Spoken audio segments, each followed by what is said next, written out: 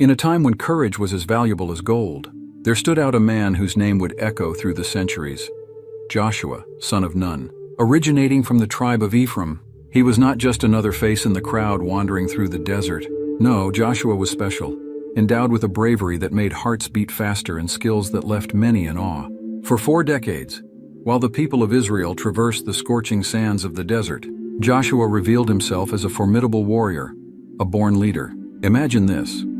Under the relentless sun, with scarce resources and lurking dangers, Joshua not only survived but thrived. His skill with the sword was legendary, they say. But it wasn't just that. What truly set him apart was his ability to think strategically, to stay calm when everyone around him was losing their heads. It was as if he had a sixth sense to anticipate the enemy's moves, a skill that would later prove crucial. But don't be mistaken into thinking Joshua was just muscles and strategy. His true strength came from something deeper, an unshakable faith. Amidst the adversities of the desert, when many questioned and doubted, Joshua stood firm in his trust in the Lord. It was this faith that propelled him, that made him see possibilities where others saw only obstacles. And it wasn't a blind faith, but a conviction based on lived experiences, on fulfilled promises. As the years passed, Joshua became not just a respected warrior, but an example for all the people. Young men watched him with admiration, dreaming of one day being like him. Adults sought his advice, trusting in his wisdom. Even the elders, those who had seen it all, recognized a special quality in him. It was as if Joshua carried with him a flame, a light that illuminated the path not just for himself, but for everyone around him. And what a challenging path it was. The desert did not forgive the weak, but Joshua seemed to draw strength from the very difficulties. Each obstacle overcome was a lesson learned, each victory a confirmation of his calling. He did not just fight physical battles, but also spiritual ones.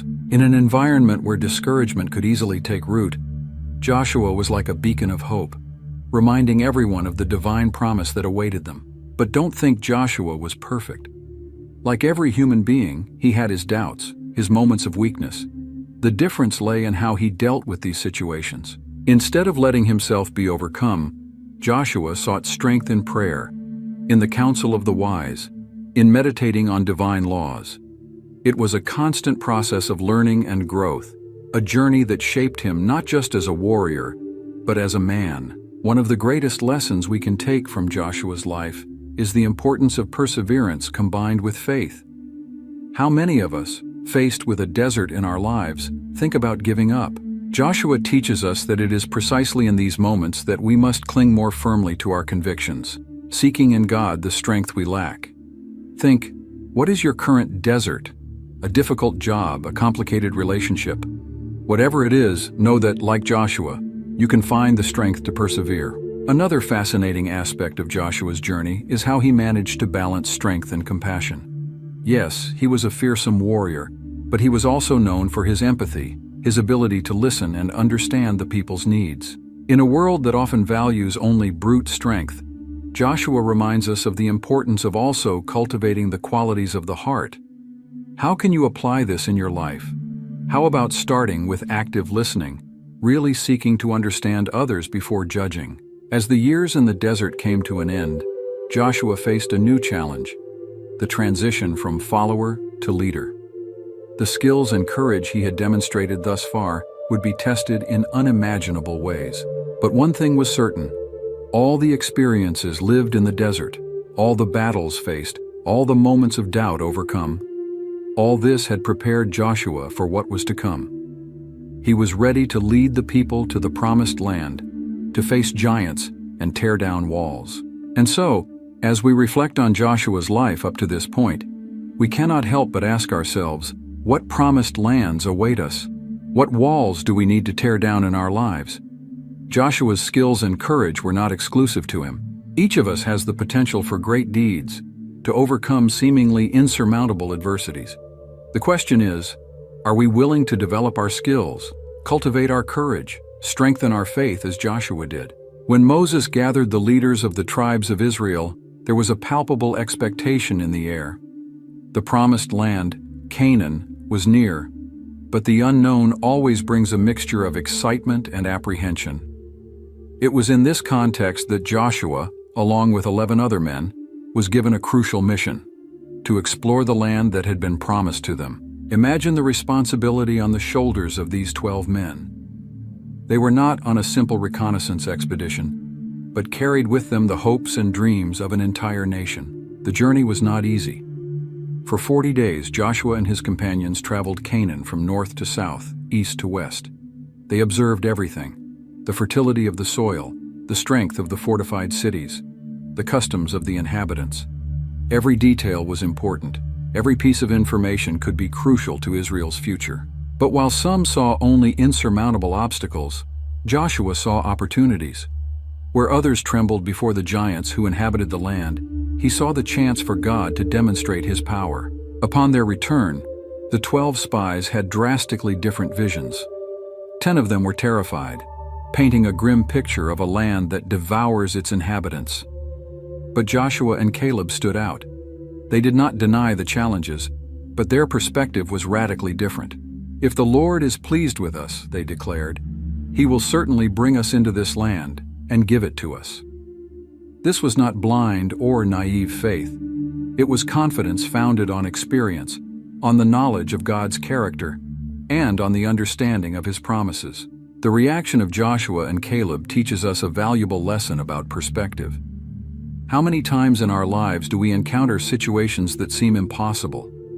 A new job that seems beyond our capabilities, a relationship that needs healing, a dream that seems unreachable. The difference between success and failure often lies in how we choose to see these situations. Joshua teaches us to look beyond the obstacles and focus on God's promises and power. But Joshua's faith was not simply a matter of thinking positively. It was rooted in a deep understanding of God's character and His promises. He had witnessed the liberation from Egypt, seen the Red Sea part, experienced manna in the desert. For Joshua, the question was not whether God could fulfill His promise, but how he would choose to do so. This is a lesson for us. Our faith grows as we reflect on how God has been faithful in our lives and the lives of those around us. Joshua and Caleb's courage to stand against the majority is another notable aspect of this story. It is not easy to be the dissenting voice, especially when the majority is dominated by fear. But sometimes, leadership requires exactly that: the courage to stand for the truth, even when it is not popular. In our current society, where the pressure to conform can be intense, Joshua's example challenges us to remain firm in our convictions, especially when they align with God's will. Unfortunately, the voice of Joshua and Caleb's faith was drowned out by the clamor of fear and disbelief. The people, influenced by the negative report of the other 10 spies, rebelled against the idea of entering the Promised Land. This episode reminds us of the power of words and the importance of choosing carefully whom we listen to. In a world flooded with information, the loudest or most popular voices are not always the wisest or truest. The consequences of this lack of faith were severe. God decreed that generation would wander in the desert for 40 years until all the adults who had rejected His promise had died. Only Joshua and Caleb, among all the adults who left Egypt, would be allowed to enter the Promised Land. This part of the story reminds us that our choices have consequences, sometimes affecting not only ourselves, but future generations. For Joshua, the next 40 years would be a time of learning, growth, and preparation.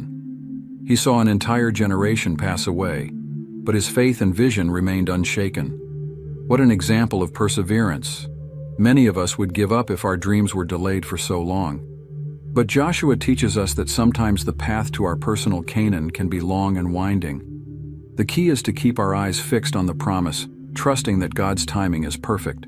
Reflecting on this part of Joshua's story, we are challenged to examine our own lives. What are the Canaans that God has promised us? What giants intimidate us and make us want to retreat? Joshua's example encourages us to face our fears with faith, to see opportunities where others see only obstacles. Perhaps it is time to take that step of faith you have been putting off, to believe that with God, the impossible becomes possible. The transition of leadership is a crucial moment in any organization, and in the history of Israel, it was no different. After decades under the leadership of Moses, the people were about to face a significant change.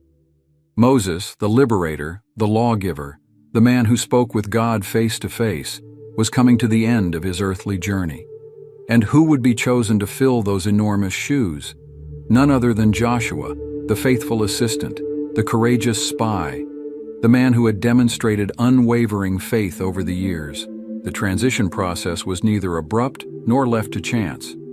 Moses, guided by God, began preparing Joshua long before the moment of succession. Imagine the scene. Moses, bearing the weight of years and responsibility on his shoulders, calling Joshua for private conversations, sharing his wisdom, experiences, fears, and hopes. This mentorship was not just about transmitting information, but about shaping the character of a leader. One of the most powerful moments of this transition occurred when Moses, before all the people, anointed Joshua as his successor.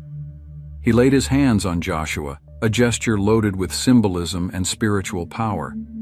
It was more than a ceremony. It was a tangible transfer of authority and responsibility. For Joshua, it must have been a moment of deep emotion and perhaps some apprehension. After all, leading such a large and often rebellious people was not a task for the faint-hearted. But the final confirmation of Joshua's leadership did not come from Moses, but from God himself. The Lord spoke directly to Joshua, reaffirming his choice and his promises. "As I was with Moses, so I will be with you," God assured Joshua. What powerful words! They not only validated Joshua's position, but also promised God's continuous presence and support. For any leader, knowing they are not alone, that they have the backing of the Almighty, is a source of immense courage and confidence. This leadership transition offers several valuable lessons. First, the importance of preparation. Joshua was not suddenly thrown into leadership. He had years of training under Moses' mentorship. In our own lives, whether at work, in the family, or the community, how can we prepare for future responsibilities? What skills do we need to develop? What mentors can we seek? Another crucial lesson is the importance of public affirmation. Moses not only prepared Joshua behind the scenes, but also publicly presented him as the new leader. This helped establish Joshua's authority and facilitated the people's acceptance. In our own leadership transitions, whether passing the baton or taking on new responsibilities, how can we ensure there is clarity and public support? Joshua's humility during this process is also noteworthy. Despite being chosen for a position of great honor and responsibility, we do not see Joshua boasting or acting arrogantly. On the contrary, he seems to have approached his new role with a deep sense of responsibility and dependence on God. This is a valuable lesson for all of us. True leadership is not about status or personal power, but about service and submission to a higher calling. God's support for Joshua reminds us that when we are aligned with divine purpose, we can count on his presence and power. This does not mean we will not face challenges. Joshua certainly faced many, but that we are not alone in these challenges. In your own life, how can you seek this alignment with God's purpose? How could this change your approach to the challenges you face? The transition from Moses to Joshua also teaches us about the importance of passing the baton at the right time. Moses recognized that his time was coming to an end, and that it was time for new leadership to take over. This requires humility and wisdom. In our own lives and careers, how can we recognize when it is time to step back and allow others to lead? For the people of Israel, this transition must have been a moment of mixed emotions. There was undoubtedly sadness for Moses' impending departure, but also hope and expectation for what was to come under Joshua's leadership. Changes, even when necessary and positive, can be challenging. How can we navigate transitions in our own lives with grace and confidence? The moment had arrived.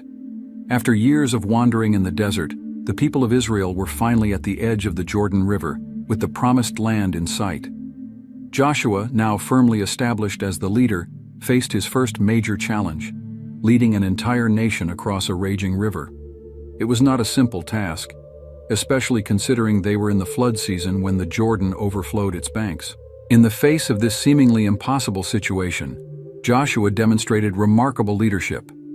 He was not shaken by the size of the obstacle.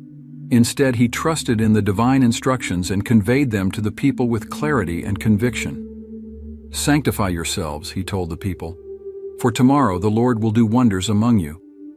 These words were not just an order but a promise, a reminder that they were about to witness something extraordinary. The instructions were precise. The priests carrying the Ark of the Covenant should enter the waters first. It was an act of pure and simple faith. Imagine the scene: the priests advancing toward the turbulent waters, carrying the most sacred symbol of their faith. The people watched, probably with a mix of fear and anticipation. What would happen when the priests' feet touched the water? What followed was nothing short of miraculous. As soon as the priests' feet touched the edge of the water, the river stopped flowing. The waters that came from upstream piled up, forming a wall, while the waters flowing down to the Dead Sea completely receded. A dry path emerged in the middle of the river, allowing all the people to cross. This event was not just a demonstration of divine power, but also a powerful affirmation of Joshua's leadership. Just as God had parted the Red Sea for Moses, now he parted the Jordan for Joshua. It was a clear sign to all the people that God was with Joshua, just as he had been with Moses. Crossing the Jordan was a moment of great symbolic significance. It marked the end of an era of wandering in the desert and the beginning of a new phase in Israel's history. It was the tangible fulfillment of a promise made generations ago. For many in the people born and raised in the desert, it was the first time they set foot in the land that had been promised to them. Joshua, always mindful of the importance of preserving the memory of this event, ordered 12 men, one from each tribe, to take stones from the middle of the river. These stones would be erected as a memorial at the place where they would camp that night. In the future, Joshua explained, when your children ask, "What do these stones mean?" you will tell them how the Jordan stopped flowing when the Ark of the Covenant of the Lord crossed it. This act of raising a memorial was not just about commemorating a past miracle. It was a way to anchor the faith of future generations. Joshua understood that faith needs to be nurtured and that stories of divine provision need to be passed down from generation to generation. Crossing the Jordan also served to strengthen Joshua's position as a leader. The biblical text tells us that, on that day, the Lord exalted Joshua in the sight of all Israel, and they respected him all the days of his life, just as they had respected Moses. This public validation was crucial for solidifying Joshua's authority and uniting the people under his leadership. Upon completing the crossing, the people of Israel found themselves in a new reality. The desert was behind them, and ahead was the land that had been promised to them. However, they knew that great challenges still awaited them.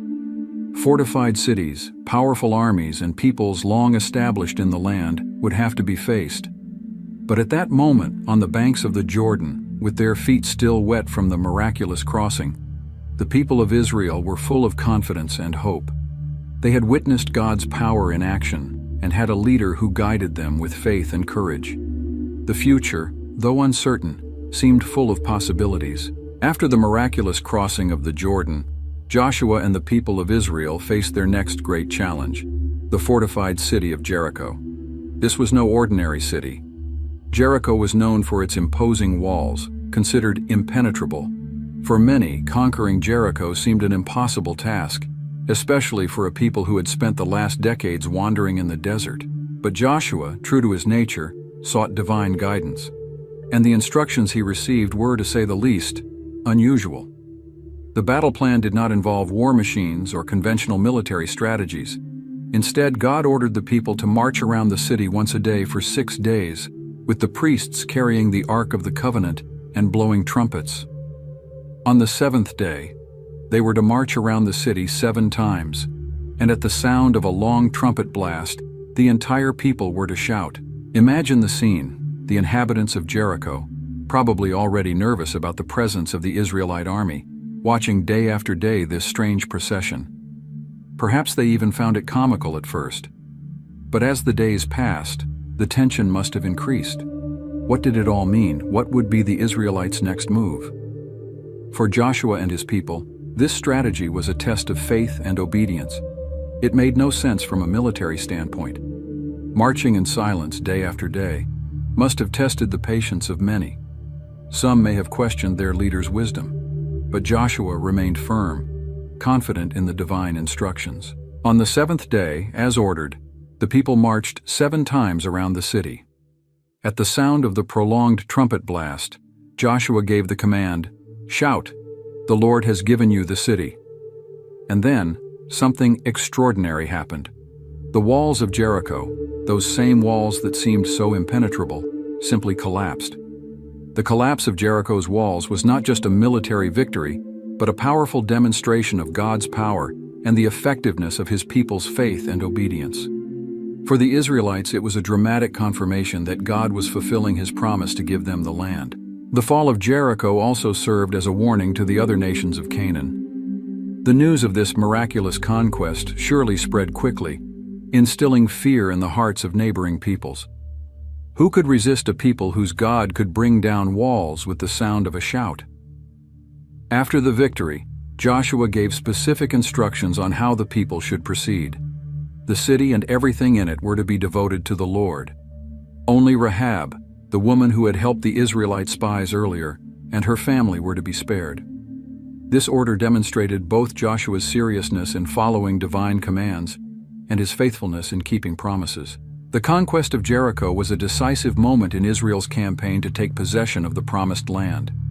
It was the first major victory on Canaanite soil and set a pattern for the battles to come. More than that, it was a powerful lesson in trusting and obeying God, even when His methods seemed to defy human logic. For Joshua personally, the victory at Jericho must have been a powerful confirmation of his calling and leadership. He had led the people not only across the Jordan, but now to their first major conquest in the Promised Land. His faith and obedience were bearing visible fruit. The story of Jericho's fall became one of the most well-known and cited accounts in the Bible, symbolizing the power of faith to overcome seemingly insurmountable obstacles. For generations of believers, it has served as a reminder that with God, nothing is impossible. While the people celebrated this extraordinary victory, Joshua knew this was just the beginning. Many other cities and peoples still needed to be conquered. But the fall of Jericho had set a powerful precedent. The people of Israel now advanced with renewed confidence, knowing that as long as they faithfully followed God and His chosen leader, no wall would be too high, no enemy too strong. Throughout his journey as Israel's leader, Joshua demonstrated unwavering faithfulness and obedience to God.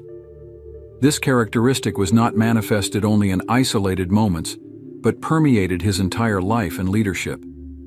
From the beginning, when he was chosen as one of the 12 spies to explore Canaan, Joshua showed extraordinary faith. While most of the spies were discouraged by fear, Joshua, along with Caleb, remained confident in God's promise. This faithfulness in the face of adversity would become a hallmark of his leadership. During the conquest of Canaan, Joshua faithfully followed divine instructions, no matter how unusual they seemed. The siege of Jericho is a perfect example. Marching around the city for 7 days made no sense militarily, but Joshua obeyed without question, demonstrating complete trust in the divine strategy. Joshua's obedience extended beyond battles. He meticulously followed God's instructions for distributing the land among the tribes. Even when faced with special requests or complaints, Joshua sought divine guidance and acted accordingly. A notable example of Joshua's faithfulness was his response to Achan's sin. After the defeat at Ai, Joshua sought God and discovered that an Israelite had disobeyed the divine command by taking consecrated items from Jericho. Joshua did not hesitate to address the situation, even if it meant punishing a member of his own people. His obedience to God's law was above any favoritism or personal consideration. Joshua also showed faithfulness by maintaining Israel's spiritual traditions and practices. He ensured that circumcision was performed after entering Canaan, restoring this important covenant sign that had been neglected during the years in the desert. Additionally, he led the celebration of Passover, reaffirming the people's connection to their history of deliverance. Joshua's obedience extended to even seemingly minor details. For example, he faithfully followed Moses' instructions to establish cities of refuge, providing a merciful justice system for those who committed accidental homicide. Perhaps one of the most impressive aspects of Joshua's faithfulness was his consistency over time. From the beginning to the end of his leadership, he maintained his commitment to God. He did not let success make him complacent, nor challenges discourage him. Joshua's faithfulness and obedience were not based on rigid legalism, but on a deep relationship with God.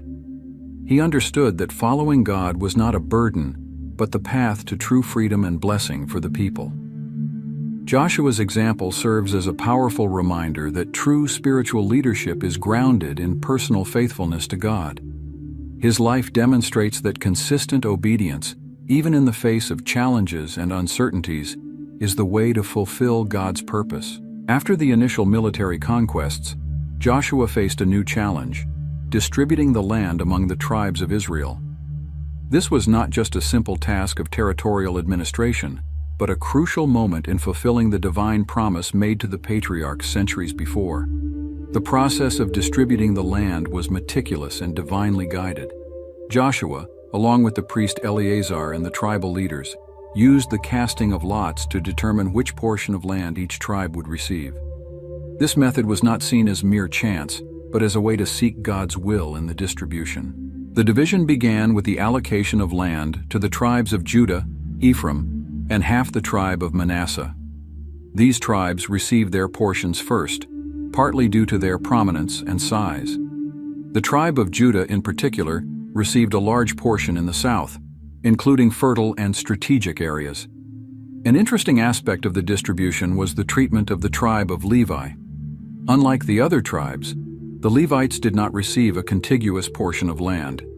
Instead, they were given cities scattered throughout the territory of Israel. This dispersion of the Levites had a spiritual purpose: to ensure that those responsible for religious service were present in all regions of the country. Joshua also had to deal with special situations. For example, the daughters of Zelophehad, who had no brothers, came to Joshua claiming their father's inheritance. Joshua, faithful to Moses' earlier decision, granted them the land, establishing an important precedent for women's inheritance rights. The distribution of the land was not without challenges. Some tribes, such as Joseph's, argued that the portion they received was too small for their population. Joshua responded wisely, encouraging them to clear more land in the forested areas and to conquer additional territories from the Canaanites. A significant moment occurred when Joshua granted Caleb, his old spying companion, the city of Hebron. Caleb, now 85 years old, still demonstrated the same faith and vigor he had 45 years earlier when he first explored Canaan. This grant was not just a reward for Caleb's faithfulness, but also a powerful reminder of God's faithfulness in fulfilling his promises. As the distribution progressed, it became clear that this was not just an exercise in territorial division. It was the tangible fulfillment of God's promises, the realization of a dream that had sustained the people through centuries of slavery and wandering. Each family receiving their portion of land was, in fact, taking possession of a divine inheritance. Joshua ensured that the distribution was done fairly and transparently. He understood that the way this division was conducted would have lasting implications for the harmony and stability of the nation. His leadership in this process was marked by a combination of respect for divine will and sensitivity to the people's needs and concerns. The conclusion of the land distribution marked the end of one era and the beginning of another. The people of Israel, once a nomadic nation, were now established in their own land.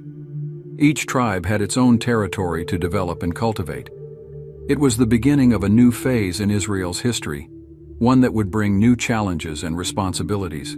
For Joshua, the conclusion of the land distribution must have been a moment of deep satisfaction. He had not only led the people in the conquest of the land, but also ensured that each tribe received their promised portion. It was the fulfillment of a mission that began decades earlier, when he and Caleb were the only ones to bring a positive report about the land. The distribution of the land under Joshua's leadership established the territorial pattern that would influence Israel's history for centuries. The boundaries defined during this period would become important references in the identity and political and social organization of the Hebrew people. At the end of his long and remarkable life, Joshua once again gathered the leaders of Israel at Shechem. This meeting, which would be his last, was not just a farewell, but a crucial opportunity to solidify his spiritual legacy and reaffirm Israel's commitment to God. In this final meeting, Joshua delivered a powerful and moving speech. He began by recounting Israel's history, from Abraham's call to that very moment. This recap was not merely a history lesson, but a vivid reminder of God's faithfulness through the generations and the numerous times he had intervened on behalf of his people. With the wisdom of an experienced leader and the passion of a man deeply committed to God, Joshua then issued a final challenge to the people. Choose this day whom you will serve. This was not a rhetorical question but a call to decision. Joshua was asking the people to consciously renew their commitment to God. In a moment of inspiring leadership, Joshua declared his own stance. As for me and my house, we will serve the Lord. With these words, he not only reaffirmed his own devotion, but also set a powerful example for the entire nation. It was a reminder that faith is not just a national issue, but also a personal and family decision. The people responded enthusiastically, promising to serve the Lord. However, Joshua was not content with a superficial response. He warned the people about the seriousness of this commitment, reminding them of God's holiness and the consequences of infidelity. He wanted to ensure they fully understood what they were pledging. To seal this renewed commitment, Joshua did something significant. He wrote these words in the book of the law of God and erected a large stone as a witness. This symbolic act would serve as a permanent reminder for future generations of the covenant made that day. Joshua's spiritual legacy was not limited to this final gathering. Throughout his life, he had consistently demonstrated unwavering faith and obedience to God. From his courage as one of the 12 spies, through his leadership in the conquest of Canaan, to his fair administration in the distribution of the land, Joshua always placed his trust in God. One of the most notable aspects of Joshua's legacy was his ability to inspire faith in others. The book of Joshua tells us that Israel served the Lord throughout the lifetime of Joshua and of the elders who outlived him and who had experienced everything the Lord had done for Israel. This statement is a powerful testament to Joshua's lasting influence. Joshua also left an example of how to lead with integrity and purpose. He did not just talk about faithfulness to God, he lived it daily. His leadership was characterized by a combination of courage, humility, and unwavering obedience to divine commandments. Joshua's legacy was so significant that its impact extended far beyond his own generation. His actions and teachings became a fundamental part of Israel's history and spiritual identity. Future generations would look to Joshua as an example of faith and godly leadership. Perhaps the most enduring aspect of Joshua's spiritual legacy is the model he set of a life wholly dedicated to God. He demonstrated that true greatness does not come from personal achievements, but from faithful obedience to divine will. Joshua's life serves as a powerful reminder that an individual committed to God can have a transformative impact on an entire nation. His legacy continues to inspire leaders and believers today, reminding us of the importance of faith, courage, and obedience in our spiritual journey. Joshua's life challenges us to reflect on our own journey of faith. How often do we face walls of Jericho in our lives? Obstacles that seem insurmountable, challenges that make us question if we can move forward. Joshua's example reminds us that with faith and obedience, we can face even the most intimidating challenges. Think for a moment. What is your personal Jordan? What seemingly impossible river do you face in your life? Perhaps it is a career goal that seems unattainable, a relationship that needs healing, or a dream you have almost given up on pursuing. Joshua's story encourages us to take that step of faith, trusting that just as the waters parted for the Israelites, a way will open for us. But remember, Joshua's journey was not just about great miracles and epic conquests. It was also about faithfulness in the small things, about staying faithful day after day, decision after decision. How can we cultivate this same faithfulness in our daily lives? What small acts of obedience and faith can we practice today that over time will shape our character and destiny? Joshua's legacy challenges us to think beyond ourselves. Just as he was concerned with leaving a spiritual legacy for future generations of Israel, what legacy are we building? What values, what examples are we leaving for those who come after us? Now I want to provoke you to act. Don't let this story remain just on the pages of history or the words of this text. What concrete action can you take today, inspired by Joshua's example? Maybe it's facing a fear, forgiving someone, taking a step toward a long-postponed dream. Whatever it is, remember, Just as Joshua was not alone on his journey, you are not alone either. And you, what did you think of this journey through Joshua's life? What lessons impacted you the most? Share in the comments below. Your perspective might be exactly what someone needs to hear today. If you want to keep exploring inspiring stories like this one, don't forget to subscribe to the channel and turn on notifications. We have much more amazing content coming, and we don't want you to miss anything. Remember, just like Joshua, you too are called to great things. The question is, are you ready to answer that call? Until the next video, may you find your own promised land.